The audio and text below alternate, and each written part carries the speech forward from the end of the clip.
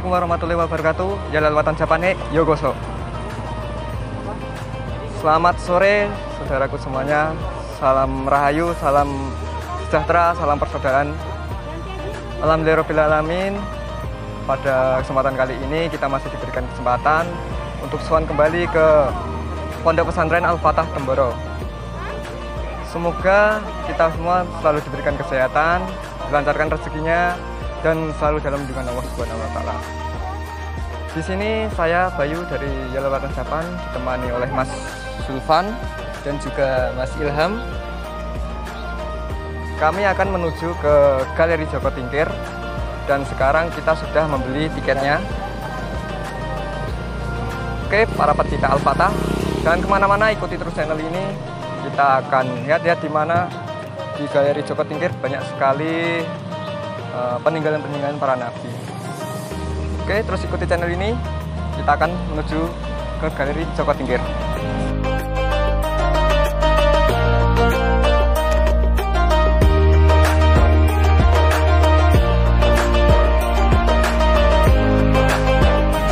Nah, kita di sini sudah mengenakan masker ya. Jadi kita harus patuhi protokol yang ada di sini. Salah satunya mengenakan masker. Kita sekarang sudah ada di tempat depan loket ya, mau menuju ke galeri. Sini kita akan lapor dahulu.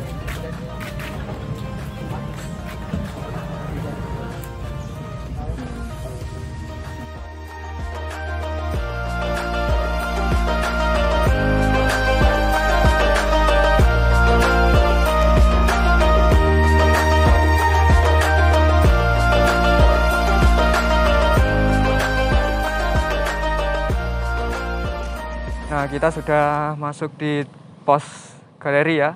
Sekarang kita tambah satu teman lagi, kita ditemani dengan Mas Ali. Nah, di sini ada dua orang nanti akan menjelaskan isi dari setiap museum ini, setiap artefak yang ada di sini. Oke Mas, langsung saja yuk kita menuju tempatnya.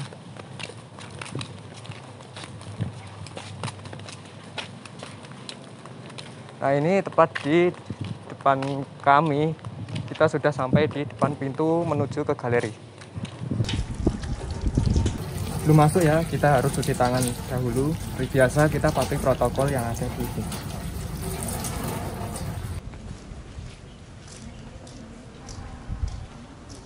Ini kalau belum ada wudhu bisa wudhu di sana.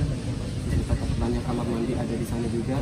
Nanti setelah wudhu bisa tunggu di sini. Nanti nunggu arah untuk turun ke bawah.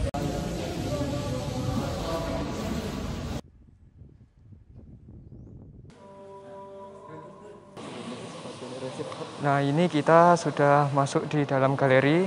Jadi kita yang belum ada wudhu diwajibkan untuk ambil wudhu dulu. Masih ada wudhu ya kita ya. Alhamdulillah. Ya, alhamdulillah kita masuknya setelah sholat duhur. Jadi kita masih ada wudhu. Nah, jadi kita di sini antri dulu ya. Kita antri di sini. Kita nunggu giliran untuk dipanggil nanti turun ke bawah. Di situ juga banyak yang ngantri. Sini ada banyak yang ngantri, yang lebih dulu dari kita, jadi kita antri di belakangnya. Nah, ini karena rombongan kita sudah siap, kita sudah dipersilahkan untuk masuk untuk ke dalam untuk melihat-lihat langsung. Kita sekarang mulai menuju ke bawah. Karena tempatnya itu ada di lantai paling bawah, Mas ya. Rombongan dari Magetan ya. Baik. Mereka sudah bersyukur kepada Allah Subhanahu wa Ta'ala, yang mana Allah Subhanahu wa Ta'ala telah memberikan kita kesempatan untuk bisa bertabaruk datang ke galeri terampil dari jalan Galeri Joko Tingkir. Kami dari timnya mengucapkan ahlan wa sahlan, selamat datang. Maka sebelum itu kami sampaikan bahwa di Galeri Joko Tingkir ini kita mempunyai dua gedung. Gedung yang pertama di sebelah kanan dan gedung yang kedua di sebelah kiri. Kemudian ada pun gedung yang kedua, di dalamnya terdapat banyak beberapa benda-benda artefak atau replika di sebelah kiri. Maka sebelum itu bapak-bapak semuanya ada yang mempunyai tiket gedung jatuh atau gedung tua, tiket masuk kanan ya. Coba lihat ini. Oh ya, alhamdulillah. Kemudian sebelum masuk ke dalam ruangan ini, bagaimana kita mengawali dengan memperbanyak shalawat kepada Yang Mulia Muhammad Sallallahu Alaihi Wasallam. Kemudian kita juga memperbanyak membaca shalawat kepada Yang Mulia Muhammad.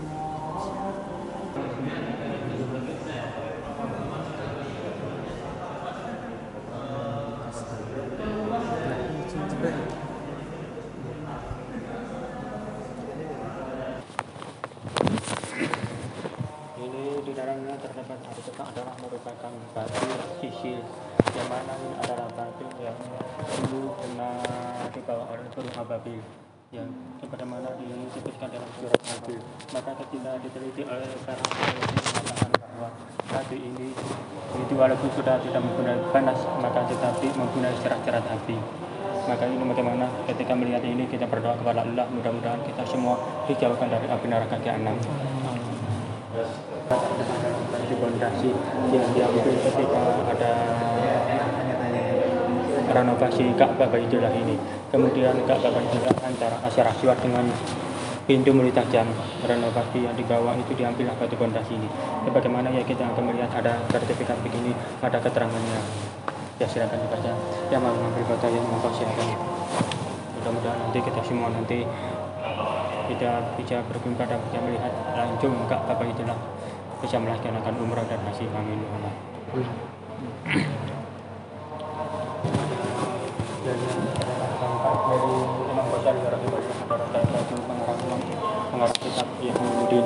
Kemudian begitu yang di bawah ini adalah tongkat daripada beli ayahnya, kakeknya Romo Kiai Abdillah, dan yang bernama Asy Siddiq. Ya bagaimana kita akan melihat kepada kanan tongkat milik Kiai Asy Siddiq adalah salah satu kakeknya dari pengasuh Pondok Al-Fatah ini. Kemudian di atas adalah tongkat miliknya Imam Ghazali rahimahullah. Kemudian di atas adalah Imam Syafi'i rahimahullah. Imam Syafi'i. Maka ini sudah 1000 tahun lalu.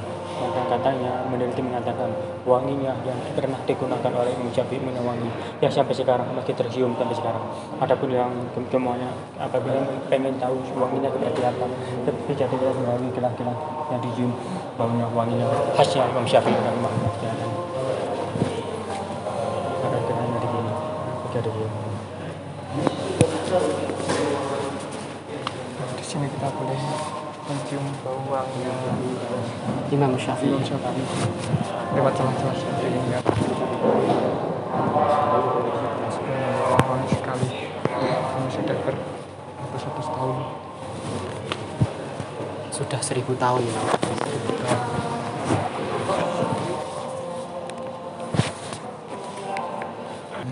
Kita tadi sudah dijelaskan tentang dari mulai batu, kemudian tongkat, dan ini adalah sorban dari Imam Syafi'i. Ya. Kita bisa menciumnya lewat sela-sela. Kita lanjut ke Pedang. Kita lanjut ke pedang ya.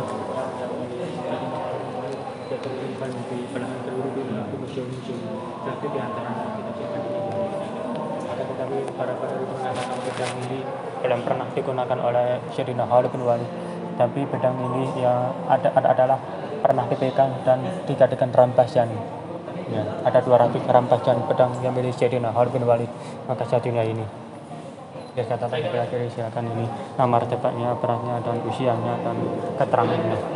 Nah, ini adalah pedang dari Sayyidina Khalid bin Walid, di mana berat pedang ini yaitu 5,5 kg dan dengan usia sudah 1400 tahun. Ya, kalian bisa lihat dan baca keterangannya di sini ya. Kita lanjut lagi. 3 kali pertempuran yang disimpan sampai saat ini tidak ada panahnya. Busur panahnya milik Sayyidina Amr bin As.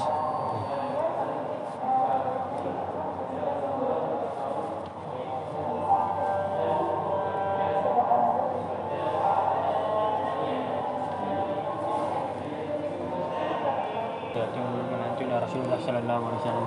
Maka sorban ini biasanya berwarna hijau yang sangat terang.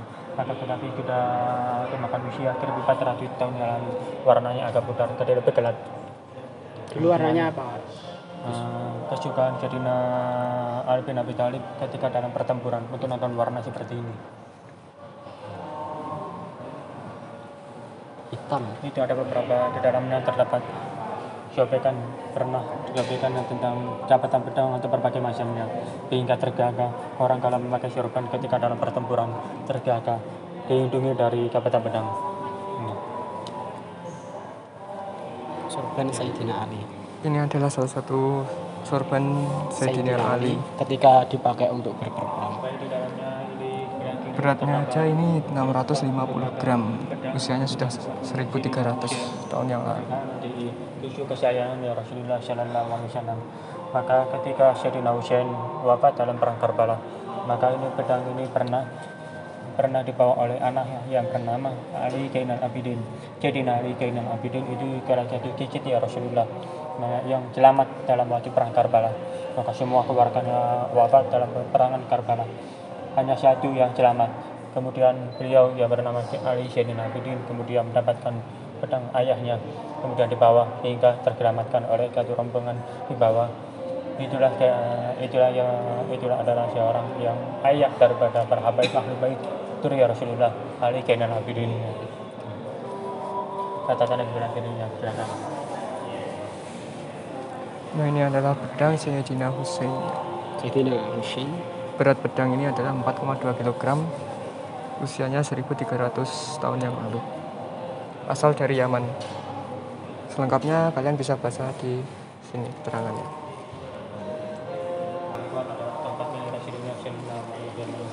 Maka bagaimana kita setelah melihat ini berbanyak sholawat, mudah-mudahan sebab terbarukan melihat ini kita semua nanti di akhirat akan bisa mendapatkan syafaat dari Rasulullah Sallallahu Alaihi Wasallam. Nah, di sini kita melihat tongkat baginda Rasulullah Sallallahu Alaihi Wasallam dengan berat 290 gram, ukuran panjang 125 cm.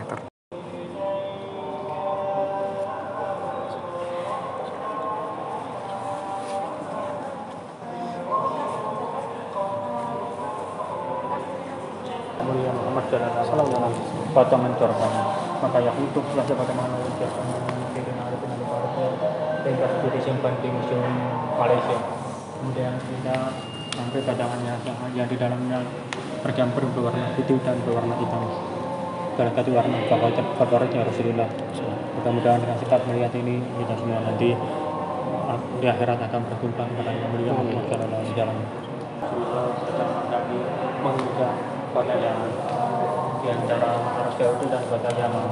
Rasulullah Sallallahu Alaihi Wasallam itu terdapat bekas kaki telapak kaki dari sahabat yang itu Rasulullah, kemudian membawanya sehingga sampai saat ini disimpan di sini. Satu di antaranya tiga telapak kaki, sumber mengatakan ada 43 telapak kaki yang tersimpan di seluruh dunia. 40 telapak kaki. Ada yang disimpan di Museum Topkapi Turki, ada yang disimpan di Museum Madinah Al-Munawwarah di sekitarnya museumnya. Kemudian di Indonesia di sini. Dan juga ada yang satu lagi tidak telapak kaki disimpan di Jakarta.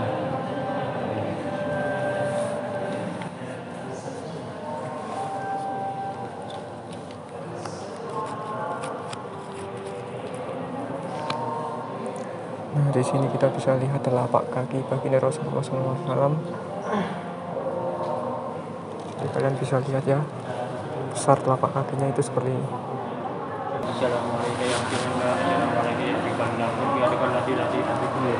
Kemudian kita masuk ke dalam mantap kata berkata peninggalan yang berkaitan dengan visi Rasulullah Sallallahu Alaihi Wasallam. Di dalamnya semua keutamaan apabila kita bertabaruk mengambil berkah melihat itu zat yang berkaitan dengan visi Rasulullah, nanti kita semua di akhirat akan mendapatkan syafaat yang mulia Muhammad Sallallahu Alaihi Wasallam. Maka dimohon kepada para muncul semuanya di dalamnya tidak diperbolehkan mengambil gambar ataupun video, maka ini dikhususkan supaya kita di dalamnya berbanyak doa kepada Allah SWT. Allah ya Allah, mudah-mudahan kita semua nanti jika berjumpa nanti kepada yang Rasulullah dan mendapatkan syafaat yang mulia Muhammad Sallallahu Alaihi Wasallam. Berbanyak doa. Syaraya. Nah, di sini kita akan masuk, namun kita dilarang untuk mengambil foto ataupun video. Jadi kita di sini harus Mematikan kamera. mematikan kamera. Sekian ya. Ya, nanti kita lanjut. Kita lanjutkan. Ini adalah kiswah penutup makam baginda Rasulullah SAW.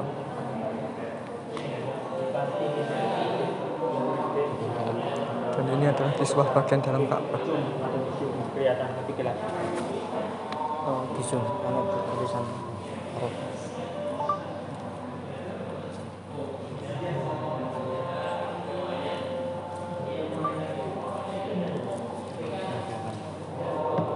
Tisu. Bisul terbesar.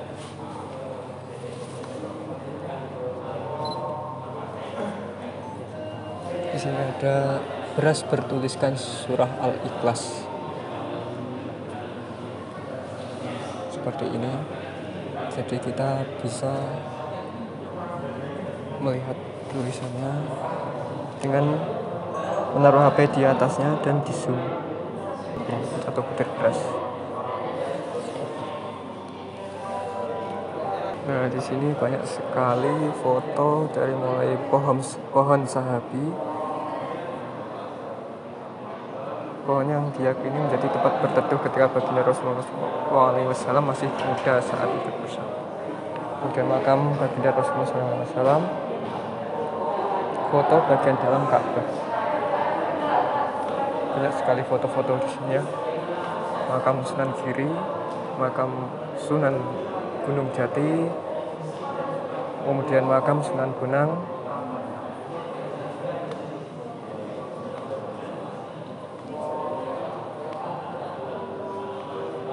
ada masjid dan makam Sunan Kudus, makam Sunan Gresik, dan di sana ada Masjid Agung Demak dan makam Sunan Kalijogo.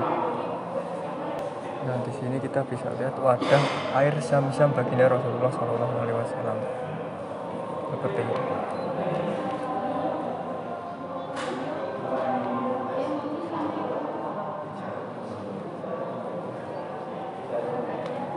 Wadah obat dari Syaidatul Fatihah. Nah, dan di sini ada wadah obat Sayyidatina Khadijah.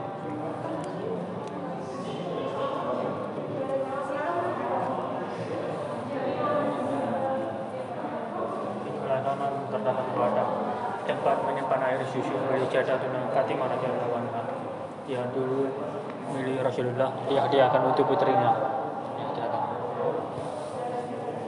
Nah, ini adalah wadah susu Sayyidatina Fatimah Az-Zahra.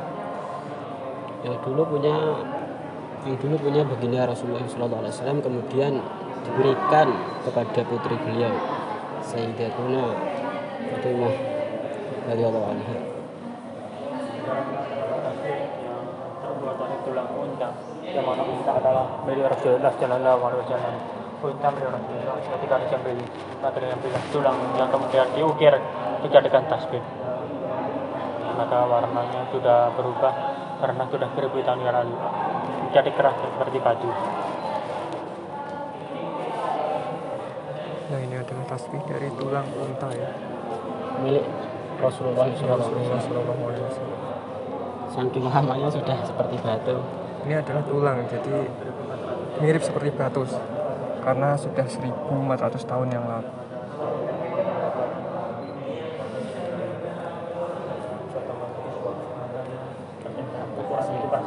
Seperti yang berada di Ka'bah itu. Kiswah pintu Ka'bah. Setiap tanggal 9 Dzulhijjah pemerintah Arab Saudi mengganti kiswah Ka'bah setiap tahun. Karena dibatasi karena dari aturan ini belum bisa lebih.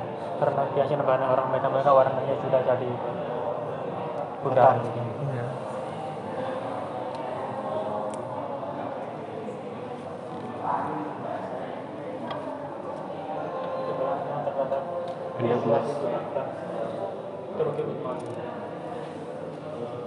Kiswah pintu Ka'bah.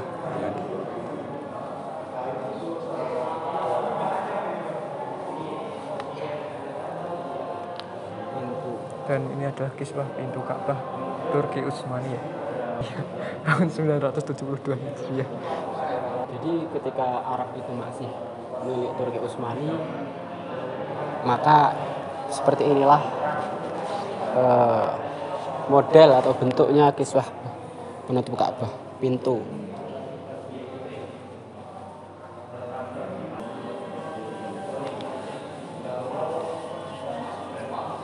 Nah, ini adalah karpet soft sholat Masjidil Haram ya.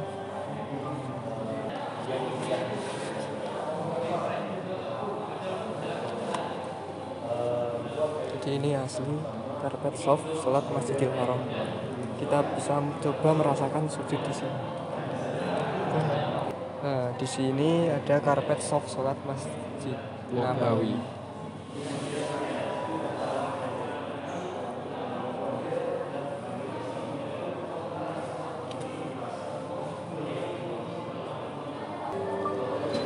Nah, ini adalah replika Hajar Aswad.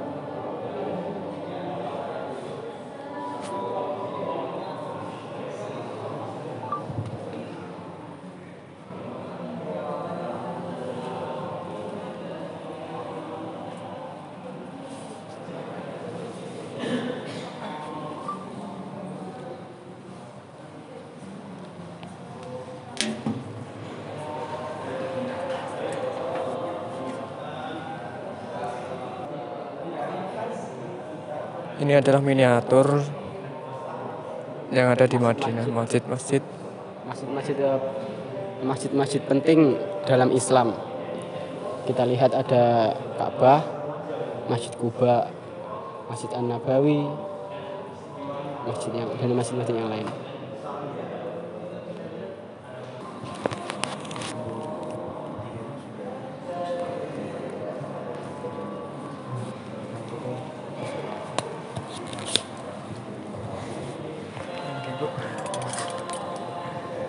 Nah, alhamdulillahirrahmanirrahim, kita tadi sudah lihat-lihat artefak asli Nabi Muhammad SAW di sebelah kanan kita, pintu masuknya. Dan Kemudian yang di sebelah kiri itu ada Replika. replikanya milik Nabi Muhammad SAW seperti pedang, kemudian tempat tidur dan lain-lainnya yang bisa langsung kita pegang. Jadi tiketnya terpisah. Tadi kita sudah masuk di yang asli. Untuk next time kita akan masuk di replika. Jangan kemana-mana, ikuti terus di Yellow Button Japan.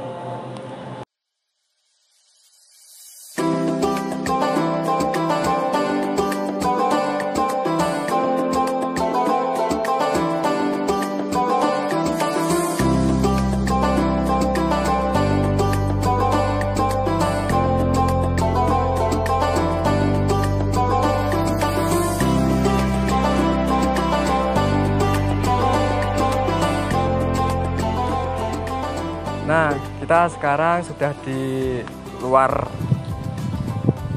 ini ya, lokasi. galeri.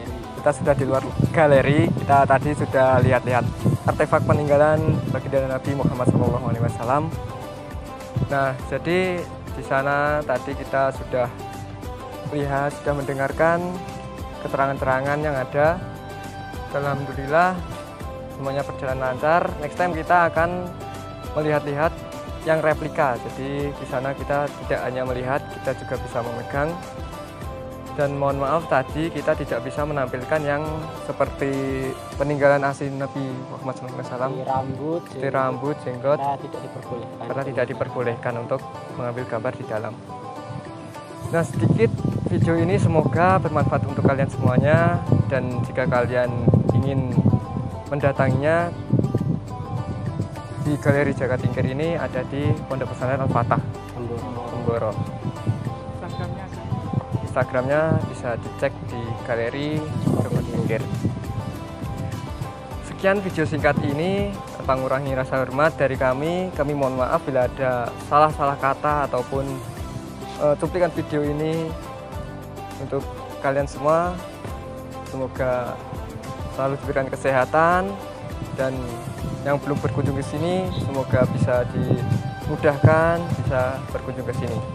Sekian video dari kami akhiri. Wassalamualaikum warahmatullahi wabarakatuh. Udah matang nih.